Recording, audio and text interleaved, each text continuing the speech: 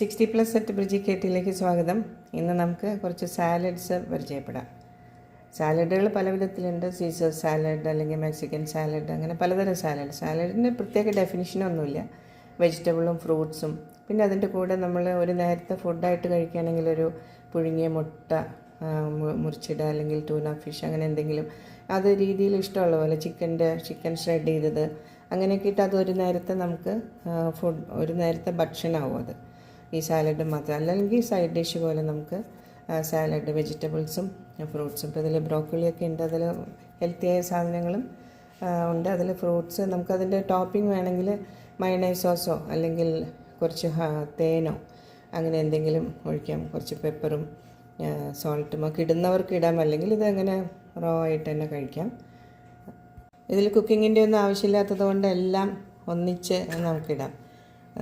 എല്ലാ അരിഞ്ഞു വെച്ചതും ക്യുക്കുംബർ ഇട്ടു, ആപ്പിൾ അരിഞ്ഞു തരാൻ വേറെ വല്ലവരും ഉണ്ടെങ്കിൽ നന്നായി, അല്ലെങ്കിൽ നമ്മൾ തന്നെ അരിയണം. അത് ഗ്രേറ്റ് ചെയ്യണമെങ്കിൽ ഗ്രേറ്റ് ചെയ്യാം, അല്ലെങ്കിൽ ഇതുപോലെ നീളത്തിൽ കട്ട് ചെയ്യാം. അത് 2 തരം ക്യാപ്സിക്കം കളറുള്ളത് അതിട്ടു.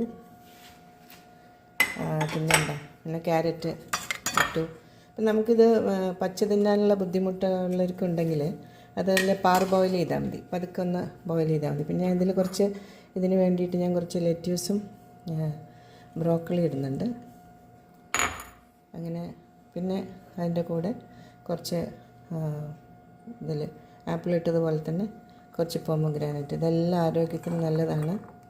ഞാൻ കുറച്ച് കൂടുതലിട്ടു, എനിക്കത് ഇഷ്ടമായതുകൊണ്ട്. ഇതിലേക്ക് എല്ലാം കൂടെ ഇതിലിട്ടു.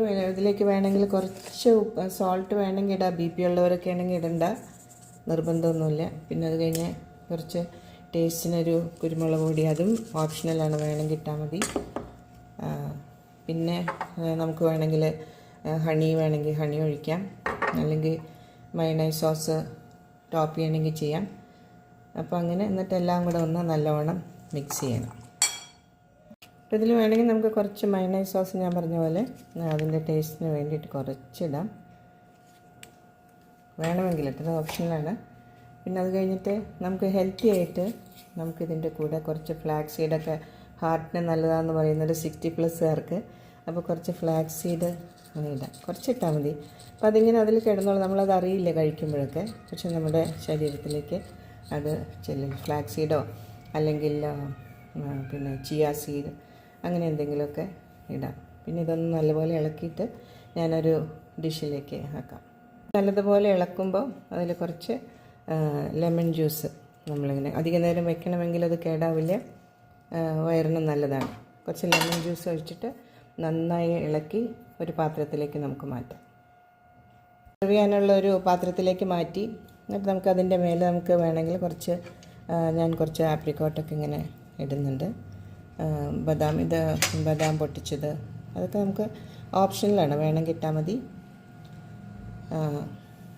പിന്നെ ഞാൻ പറഞ്ഞ പോലെ നേരത്തെ ഫ്ലാക്സ് സീഡ് ഇട്ടു, ചിയ സീഡ് വേണമെങ്കിൽ അതിടാം. അപ്പോൾ ഇതെല്ലാം നമുക്ക് ആരോഗ്യത്തിന് നല്ലതാണ്, 60+കാർക്കും എല്ലാവർക്കും.